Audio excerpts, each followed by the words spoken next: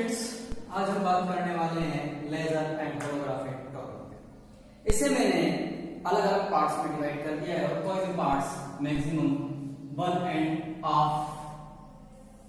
Our से ज्यादा नहीं होगा, क्योंकि स्टूडेंट्स कह रहे हैं कि सर लॉन्ग वीडियोस देखने में प्रॉब्लम आ रही है। तो सो लेट्स स्टार्ट। सबसे पहले बात करते हैं लेजर। लेजर की बात करने से पहले हमें एक बात ध्यान में रखनी होगी कि there is more than 2 energy levels in any atom. हर प्रकार के क्रिस्टल में 2 एनर्जी लेवल होते हैं। इसे मैंने E1 नाम दे दिया और इसे मैंने E2 नाम दे दिया। ओके, ऑब्वियसली बात है, in general condition, basic condition, electrons यहां पर होते हैं। ओके, अब क्या करेंगे, ये जो एनर्जी लेवल है, डाउन एनर्जी लेवल है, इसमें जब बाहर से सूर्य की किरण या फोटॉन्स या किसी भी प्रकार के ऐसी जो वस्तु है फोटॉन्स टाइप की, जो इसका एनर्जी लेवल इन इलेक्ट्रॉन्स का एनर्जी को बढ़ा देती है। तो इलेक्ट्रॉन्स की एनर्जी बढ़ने के बाद में ये इलेक्ट्रॉन्स कहां चले जाते हैं, ये इलेक्ट्रॉन्स चले जाते हैं हायर एनर्जी लेवल में। ठीक है, अब ये जो इलेक्ट्रॉन यहां से यहां गए, इन दोनों, तो जो फोटोन जो गिरने वाला है, इसके ऊपर जो फोटोन गिरा है क्रिस्टल की इस सतह पर, उसकी आवृत्ति यानी ऊर्जा कितनी होनी चाहिए, hν होनी चाहिए। बिकॉज ऑफ यदि अगर hν से कम एनर्जी हुई तो ये जो इलेक्ट्रॉन है वो मैक्सिमम यहां तक पहुंचेगा और वापस नीचे आ जाएगा, ये इस अपर लेवल में नहीं पहुंच पाएगा। तो इसके लिए एनर्जी कितनी होनी चाहिए, ग्रेटर देन और इक्वल टू hν। ये क्या है, ये आपका एनर्जी डेल ई, इन दोनों के एनर्जी लेवल का अंतर। ठीक है, यानी इस इलेक्ट्रॉन को निम्न ऊर्जा स्तर से लोअर एनर्जी लेवल से हायर एनर्जी लेवल में पहुंचने के लिए ग्रेटर देन और इक्वल टू डेल ई, इससे उच्च ऊर्जा का या इसके बराबर ऊर्जा का फोटोन इस पर आपतित होना चाहिए। अब क्या होता है, ये लोअर एनर्जी लेवल से हायर एनर्जी लेवल में तो पहुंच गया, पर ये हायर एनर्जी लेवल पे पहुंचने के बाद में क्या करेगा, ये हायर एनर्जी लेवल पे पहुंचने के बाद में करेगा कि यहां पे है तो यहां से ये वापस कुछ समय बाद इस ऊर्जा स्तर में आएगा और वापस जितनी एनर्जी इसने एक्सेप्ट करी थी इस इलेक्ट्रॉन ने यहां से यहां पहुंचने के लिए, उतनी एनर्जी को ये क्या करेगा, ये इमिट करेगा। ओके, इसने वापस वो एनर्जी बाहर निकाल दी। अब ये एनर्जी इमिट करेगा तो हमारा जो लेजर है वो इस इमिटिंग एनर्जी पर ही डिपेंडेंट है। किस पे, इस एब्जॉर्प्शन एनर्जी पे डिपेंडेंट नहीं है, वो केवल और केवल इस इमिटिंग एनर्जी पर डिपेंडेंट है। अब इस एनर्जी इस पर डिपेंडेंट है, इस इमिटिंग एनर्जी पर, तो किस प्रकार डिपेंडेंट है वो भी देख लेते हैं हम लोग। Now we knew that there is one or more than one energy levels in any atoms। किसी भी परमाणु में एक से अधिक एनर्जी लेवल हो सकते हैं, तो कंफर्म है हम लोग। ओके, देख लेते हैं, ये इसकी ग्राउंड स्टेट है, ये इसकी ग्राउंड स्टेट है यानी बेसिक एनर्जी लेवल। इसके ऊपर किसी भी एटम में कितने भी एनर्जी लेवल्स हो सकते हैं। ओके, अब यहां से जो इलेक्ट्रॉन है इमिट करेगा, लेट ये सारे के सारे इलेक्ट्रॉन एक ही हैं, ये सारे इलेक्ट्रॉन एक ही हैं, इनको आप अलग अलग मत समझिए कि अलग अलग हैं। एग्जांपल में बताने वाला हूं कैसे। अभी यही इलेक्ट्रॉन है, इसके ऊपर डेल E1 इतनी एनर्जी का फोटोन गिरा तो ये केवल और केवल E1 तक पहुंच पाएगा। यदि इसी इलेक्ट्रॉन पर डेल E2 एनर्जी का फोटोन गिरा तो ये इससे इसमें ही पहुंच पाएगा, ऊपर नहीं पहुंच पाएगा। ठीक है, यहां से इस इलेक्ट्रॉन में डेल E3 hν का फोटोन गिरा, ये यहां से यहां तक पहुंच पाएगा, ऊपर वाले में नहीं पहुंच पाएगा, और नीचे वाले में तो रुक ही नहीं पाएगा क्योंकि ये एनर्जी लेवल इससे कम है, तो अब ऐसी बात है यहां तो रुक ही ये आगे निकल जाएगा तो कहां जाके रुकेगा, ये इस एनर्जी लेवल में जाके रुकेगा। अब ये सारे इलेक्ट्रॉन एक ही हैं, ये सभी इलेक्ट्रॉन्स एक ही हैं, पर इसमें जो फोटोन है, ये फोटोन की एनर्जी डिपेंडेंट करती है। अब फोटोन की एनर्जी डिपेंडेंट करती है तो we knew that H is a constant.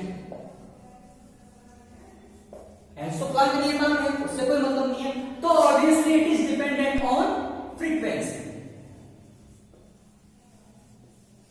ये डिपेंड कर रहा है किस पे, इस फोटोन की आवृत्ति पर। यानी जो एनर्जी लेवल हो गया वो क्या हो गया, फंक्शन ऑफ न्यू। ओके, ये क्या हो गया, फंक्शन ऑफ न्यू। यानी ये पूरा जो है वो फंक्शन ऑफ न्यू के, ये न्यू जिस हिसाब से परिवर्तित होगा, ये आवृत्ति जिस हिसाब से परिवर्तित होगी, उसी हिसाब से एनर्जी लेवल में इलेक्ट्रॉन का आवागमन होगा। अब आवागमन होगा तो ऑब्वियसली बात है कि अलग अलग एनर्जी लेवल में यही इलेक्ट्रॉन सिंगल इलेक्ट्रॉन है, अलग अलग एनर्जी लेवल में पहुंचा है, तो ऑब्वियसली बात है वहां से वापस भी आएगा और इसको वापस हाईएस्ट एनर्जी लेवल में रहने में लगभग और लगभग कितना टाइम लगता है, इसको 10⁻⁻8 केवल और केवल ये इतने सेकंड तक ही हायर एनर्जी लेवल में पहुंचता है, हायर एनर्जी लेवल में रहता है, उसके बाद में वापस ग्राउंड स्टेट को प्राप्त कर लेता है। आगे देखते हैं। But these conditions for only a single electron are not same for all of energy levels. सभी एनर्जी लेवल के लिए ये सारी जो कंडीशंस है वो सेम रहेगी। ये यहाँ पे 10⁻⁸ सेकंड रहेगा, ये यहाँ पे 10⁻⁸ सेकंड रहेगा, ये यहाँ पे 10⁻⁸ सेकंड रहेगा। और आफ्टर दैट ये क्या करेगा, ये वापस ग्राउंड स्टेट में आने की कोशिश करेगा। अब ग्राउंड स्टेट में आने की कोशिश करेगा तो ये सेम, जैसा कि मैं बता चुका हूं, इनके हायर एनर्जी लेवल के हिसाब से ही अलग अलग आवृत्ति के, अलग अलग फ्रीक्वेंसी के फोटोन इमिट करेगा। अब वो फोटोन इमिट करेगा तो वो होते तो साइन फंक्शंस हैं, होंगे तो वो कैसे, साइन फंक्शंस, बट साइन या कोसाइन फंक्शन। ओके, क्लियर, ये रखना कि साइन फंक्शन भी हो सकते हैं और वो कोसाइन फंक्शन भी हो सकते हैं। देखिए कैसे, लेट ये यहां से इसने स्टार्ट किया, ये फर्स्ट एनर्जी लेवल यहां पहुंचे, बट हो सकता है जब ये इलेक्ट्रॉन है ये ग्राउंड स्टेट से फर्स्ट एनर्जी लेवल की जगह सेकंड एनर्जी लेवल में हो, तो वो वहां से हो सकता है इस टाइप से इमिट करे, या हो सकता है वो इस टाइप से इमिट करे। अब इन तीनों कंडीशंस में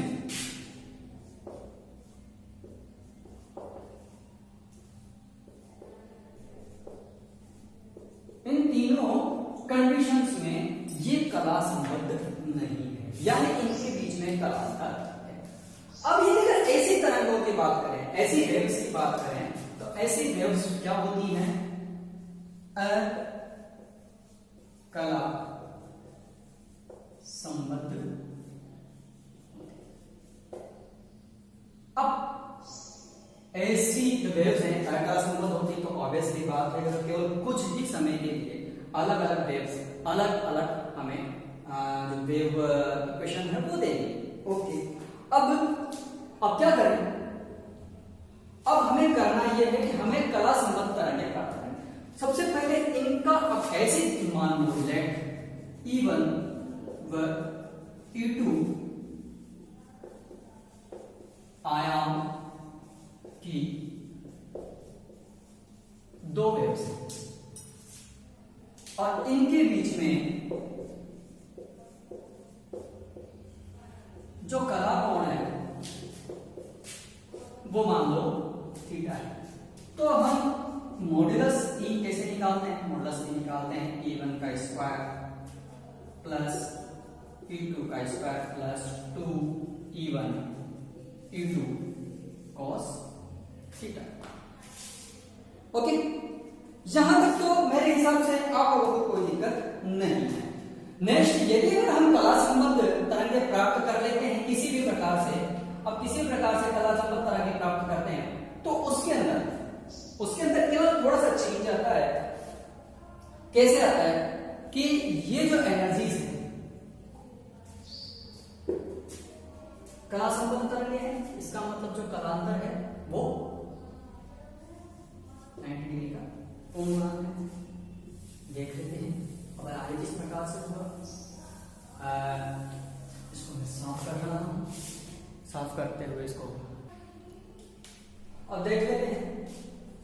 अलग अलग इलेक्ट्रॉन अलग अलग उसमें गए तो हमारे पास क्या आया, E square equal to E1 square plus E2 square plus 2E1 E2 cos theta. अब अपन ने देखा कि अलग अलग एनर्जी लेवल से वो वापस ग्राउंड स्टेट में आता है, तो इसके जो मान है वो ऑल टाइप्स के प्राप्त होंगे। ऑल टाइप्स के प्राप्त होंगे मतलब 0 से लेकर के और 360 या 2 पाई तक कुछ भी प्राप्त हो सकते हैं। तो ऑल ऑफ और एवरेज इसका जो वैल्यू है वो कितनी हो जाएगी हमारे पास 0 हो जाएगी। तो E square equal to E1 square plus E2 square. ये जो आयाम है, आयाम का वर्ग होता है तीव्रता के समान, यानी I1 प्लस I। ये हमें पहली कंडीशन में जब अलग अलग तीव्रता के सारे होते तब प्राप्त हुआ। अब देखते हैं कि ये सारे यदि सभी स्रोत कला संबंध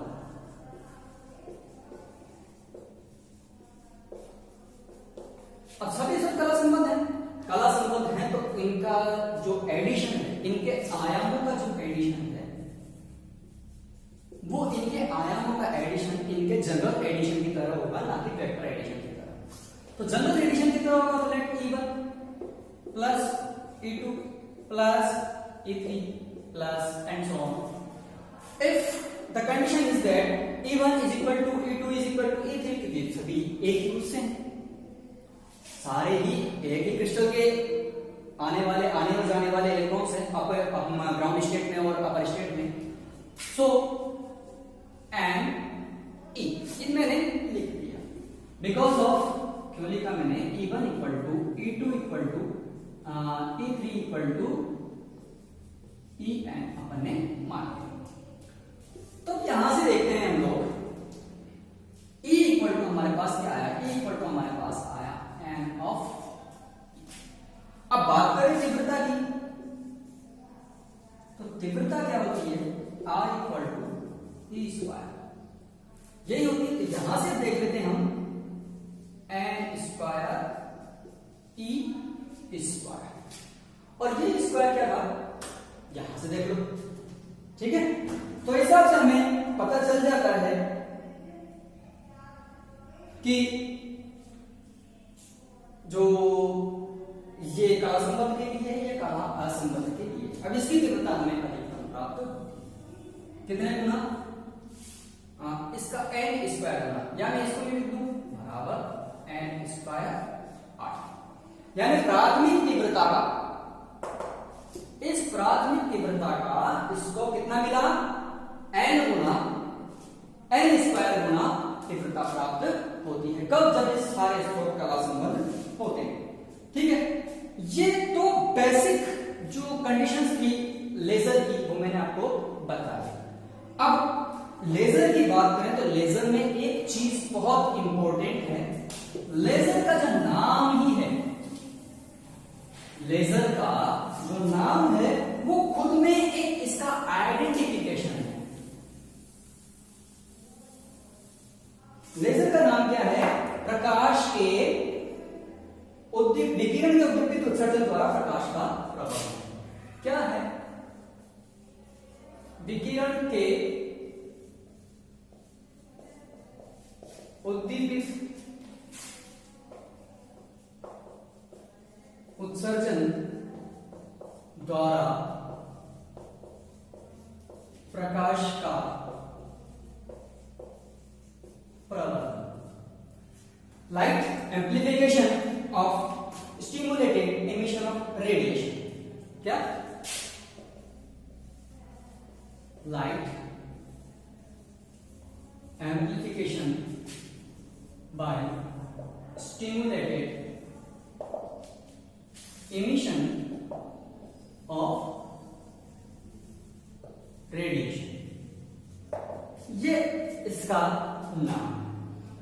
यानी यानी जो जनरल स्टेट में हमारे पास ऊपर से इलेक्ट्रॉन नीचे आएगा स्वतः उत्सर्जन द्वारा, उसे स्वतः उत्सर्जन द्वारा नहीं लाना है, उसे उद्दीपित उत्सर्जन द्वारा लाना है। यानी इसकी एनर्जी और ज्यादा बढ़ा देनी है, यानी इसकी एनर्जी जो हायर स्टेट है, हायर स्टेट की एनर्जी बहुत ज्यादा बढ़ा देनी है। अब इसके दो ही रास्ते हो सकते हैं, या तो ग्राउंड स्टेट की अपेक्षा हायर स्टेट की संख्याएं ज्यादा हो, इसके बीच में एक मिडिल स्टेट अलग हो, या फिर एक और एनर्जी का फोटोन इस पे गिरे तो ये दो फोटोन एच न्यू तो यहां से यहां वाला एच न्यू जो ये दूसरा है ये डबल फोटोन उत्सर्जित करे।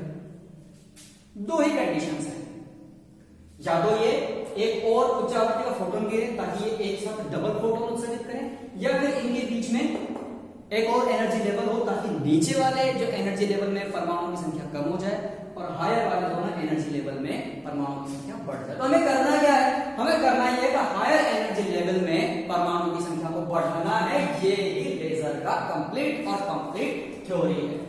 देखते हैं ये कैसे। इसके पहले हम आइंस्टीन की जो गुणांक है, सतह उत्सर्जन गुणांक, उद्दीपित उत्सर्जन गुणांक, इन सबको जान लेते हैं। इसके बाद में इसको देखते हैं कैसे काम करेगा। ये तीन है, अवशोषण गुणांक, सतह उत्सर्जन गुणांक और उद्दीपित उत्सर्जन गुणांक। So let's start. सबसे पहले बात करेंगे अवशोषण, एब्जॉर्प्शन कोएफिशिएंट ऑफ आइंस्टीन। ठीक है, देखो ये दो एनर्जी लेवल्स हैं।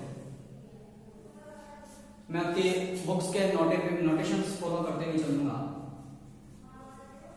ये लोअर एनर्जी लेवल है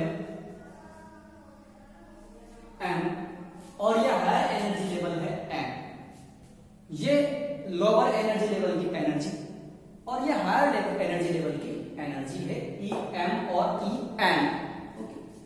इसके बाद बीच में यहां पर कोई इलेक्ट्रॉन है जिसे हम हायर एनर्जी लेवल पर भेजना चाहते हैं, और इसके लिए हमें H न्यू एनर्जी के फोटोन की आवश्यकता है जो इन दोनों एनर्जी लेवल के अंतर के एनर्जी के बराबर है। इन दोनों का जो एनर्जी लेवल का अंतर है उतनी एनर्जी इस फोटोन में है ताकि ये इलेक्ट्रॉन नीचे से ऊपर तक चला जाए, या यूं कहूं EN माइनस EM। H से हमें कोई फर्क नहीं पड़ रहा, तो इस फोटोन की जो आवृत्ति होगी वो कितनी होगी, डेल E अपॉन H। यहां तक तो आपको मेरे हिसाब से कोई ऑब्जेक्शन नहीं होना चाहिए। तो सबसे पहले बात करते हैं अवशोषण। अवशोषण की बात करते हैं तो अवशोषण गुणांक क्या होता है, लोअर एनर्जी लेवल से हायर एनर्जी लेवल में प्रति सेकंड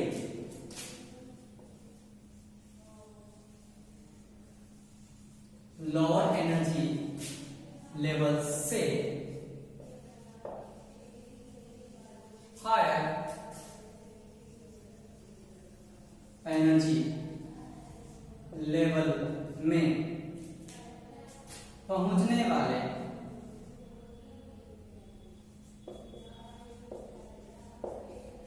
प्रति सेकंड इलेक्ट्रॉनों की प्रायिकता।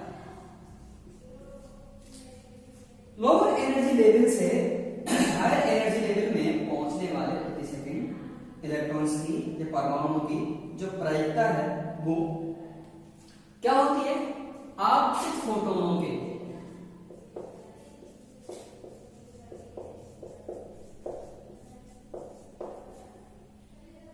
आपतित फोटोनों के एनर्जी के समानुपाती होती है। ठीक है, आपतित फोटोनों के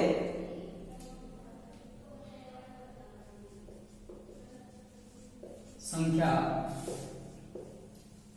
के समानुपाती होती। ठीक है, यानी जितनी ज्यादा संख्या में जो फोटॉन्स हैं वो लोअर एनर्जी लेवल पर गिरेंगे उतने ही ज्यादा संख्या में जो इलेक्ट्रॉन्स है वो हायर एनर्जी लेवल में पहुंचे। ठीक है, और प्रति सेकंड जो ये आपके फोटोन है इनकी जो आपतित विकिरणों की तीव्रता है वो उसके परिमाण को व्यक्त करती है, यानी प्रति सेकंड में कितने जो फोटोन आपतित हुए। तीव्रता क्या होती है? तीव्रता प्रति सेकंड आपतित फोटोनों की संख्या, यानी तीव्रता हमें कैसे डिफाइन करनी है? तीव्रता डिफाइन करनी है प्रति सेकंड लोअर किसी क्रिस्टल पर गिरने वाले फोटोनों की संख्या। अब आगे देखते हैं, ये वर्णक्रमीय ऊर्जा घनत्व और प्रकाश के वेग के गुणनफल के बराबर। ऊर्जा घनत्व, तो ये जो तीव्रता है ये तीव्रता फंक्शन का है, फंक्शन है तीव्रता जो है वो क्या है? फोटोनों की संख्या है। अब फोटोनों की संख्या में जो h है वो तो है कांस्टेंट, मैंने पहले ही बता चुका हूं h क्या है, h तो है कांस्टेंट। अब हमारे पास क्या बचता है? न्यू। तो ये ऑब्वियसली बात है किसका फंक्शन हो जाएगा? न्यू का फंक्शन हो जाएगा। ये होता है प्रकाश के वेग और आपतित फोटोनों की ऊर्जा के बराबर। ठीक है, यहां जो ये c है, यहां जो ये c है वो क्या है? आपका आइंस्टीन गुणांक है, और इस आइंस्टीन गुणांक को कहते हैं c जो है वो है आपका प्रकाश का वेग। आगे चलते हैं, इस डेरिवेटिव को थोड़ा आगे बढ़ाएंगे। अब ये बात है तीव्रता की। ठीक है, अब तीव्रता कैसे रिलेटेड है? तीव्रता से रिलेटेड है इसकी प्रायिकता। तो प्रति सेकंड आपतित फोटोनों की प्रायिकता, प्रायिकता क्या होगी? P new. कहां से कहां पे? ई एम से ई एन पे, ऑप्शन है ना, नीचे वाले स्टेट से ऊपर वाले स्टेट पे जा रहा है। देखो यहां यही अंतर आएगा, कई जगह पी एम एन आएगा, कई जगह पी एन एम आएगा। एन एम मतलब ऊपर से नीचे और एम एन मतलब नीचे से ऊपर। तो ये जो है ये समानुपाती होती है इसकी तीव्रता है। ठीक है, आई न्यू के, और ये बराबर होता है किसके? सी यू न्यू के।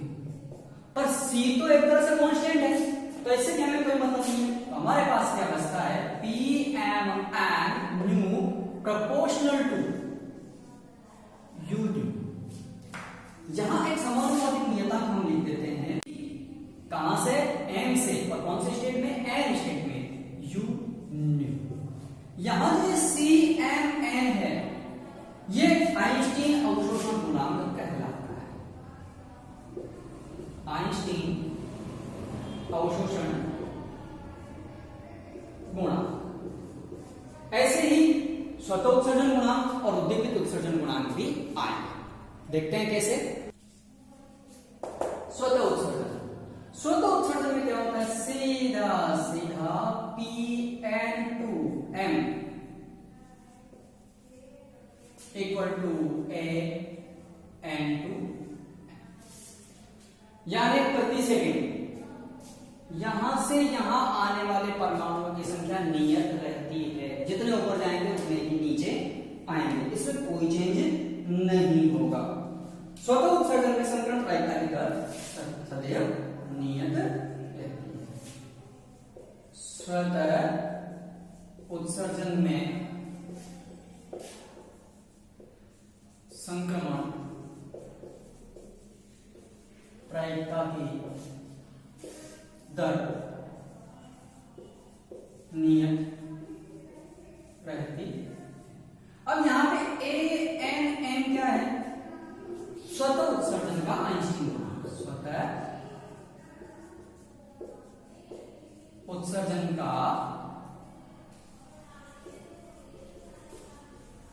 आइंस्टीन गुणांक। ये स्वतः उत्सर्जन की बात हो गई। स्वतः उत्सर्जन में ऊपर से नीचे आने वाले परमाणु की संख्या हमेशा नियत रहती है, और ये उसका गुणांक है। मेनली जो बात हमारे पास आने वाली है वो है उद्दीपित उत्सर्जन से हमें प्राप्त होगी। जो इसका थ्योरी है, जो इसका कंप्लीट काम है वो उद्दीपित उत्सर्जन से होने वाला है, तो वो भी देख लेते हैं हम लोग। अब देखिए इसमें क्या होता है, ये ग्राउंड स्टेट है, फोटोन आना बंद थोड़ी होंगे, फोटोन आना बंद नहीं होंगे। ये जरूर है कि अपने एक फोटोन डाला हटा दिया, नहीं, ऐसा नहीं हो सकता। रेगुलरली फोटोन आएंगे, तो रेगुलरली फोटोन आएंगे, जरूरी थोड़ी है कि वो ग्राउंड स्टेट वाले इलेक्ट्रॉन से ही क्रिया करें, ऐसा कहीं जरूरी नहीं। हो सकता है वो जो अपर स्टेट में ये इलेक्ट्रॉन है यहां वाला, ये फोटोन इससे भी क्रिया करे। अब इसकी एनर्जी पहले ही एच न्यू है और ये एच न्यू एनर्जी का एक और फोटोन आ गया, तो ये क्या करेगा, ये दो फोटोन जिनकी एनर्जी एच न्यू होगी, इनका निष्कासन करेगा। यानी अब जो एनर्जी इसकी थी उससे जस्ट अपर एनर्जी, उससे जस्ट अपर एनर्जी हमें मिल गई। जरूरी नहीं है कि ये जो एनर्जी लेवल है, ये आपके जो फोटोन है वो इतनी ही एनर्जी का हो। मैंने कहा था अलग अलग ग्राउंड अलग अलग एनर्जी लेवल्स होते हैं, तो हो सकता है ये इससे हल्की सी ज्यादा एनर्जी लेवल का हो, या हो सकता है इन दोनों एनर्जी लेवल के बराबर का हो। तो इन दोनों एनर्जी लेवल के बराबर का फोटोन हुआ तो ये जस्ट डबल हो जाएगा, ठीक है। ये हल्के से थोड़ा बहुत ये इस एनर्जी लेवल तक का हुआ तो इसकी एनर्जी हल्की सी बढ़ जाएगी, ठीक है। तो इस टाइप से अब ये जो एनर्जी लेवल में हमें फोटोन प्राप्त हुए हैं, ये पूर्णतया कला संबद्ध होते हैं। क्या होते हैं, क्या होते हैं, ये कला संबद्ध होते हैं, यानी इनका कोई डिफरेंस नहीं होता, ये सेम एनर्जी के होते हैं, सेम कला संबद्ध होते हैं और कोई प्रॉब्लम नहीं। अब ये जो फोटोन है वो ही हमारे लिए काय में काम आते हैं, लेजर में काम। इसको देखते हैं कैसे करते हैं, आप कंप्लीट डिटेल में लिखवा देता हूं। आपतित फोटोन आवश्यक नहीं कि ग्राउंड स्टेट के परमाणु से ही क्रिया करें। हायर स्टेट के इलेक्ट्रॉन से क्रिया कर सकते हैं। हाई स्टेट के इलेक्ट्रॉन से क्रिया करेंगे जिससे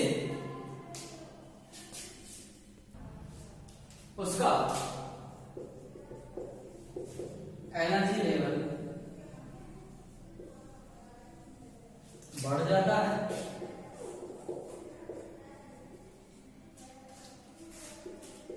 तथा वह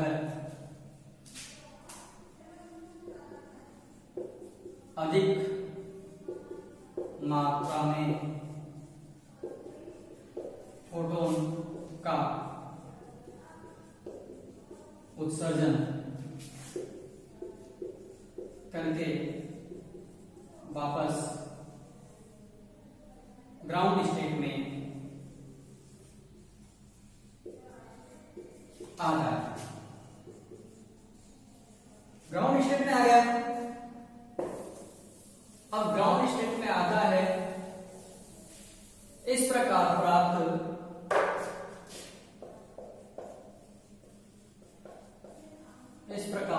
प्राप्त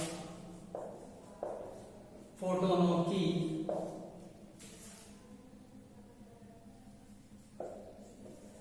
आवृत्ति समान रहती है, वह प्राप्त तरंगों में कला संबद्धता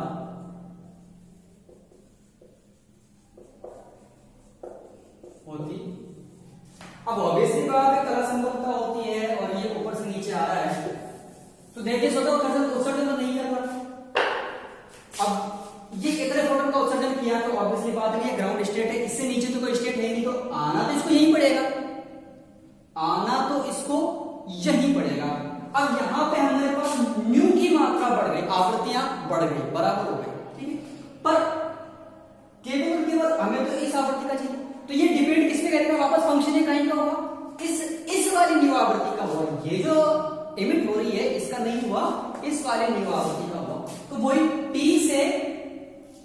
Pn से M में आने वाले उसकी प्रायिकता, आने वाले इलेक्ट्रॉनों की प्रायिकता कितनी होगी, B। वापस क्योंकि ये यहां पे इस फोटोन का अवशोषण कर रहा है, स्वतः उत्सर्जन नहीं कर रहा, अवशोषण करने के बाद में उत्सर्जन कर रहा है, उद्दीपित उत्सर्जन से बोलते हैं Bnm। इसलिए इस कांस्टेंट को हमने वहीं से लिया है U। ये हमारे पास 3 कांस्टेंट हो गए। ये प्रायिकता है प्रति सेकंड, उच्च ऊर्जा स्तर से निम्न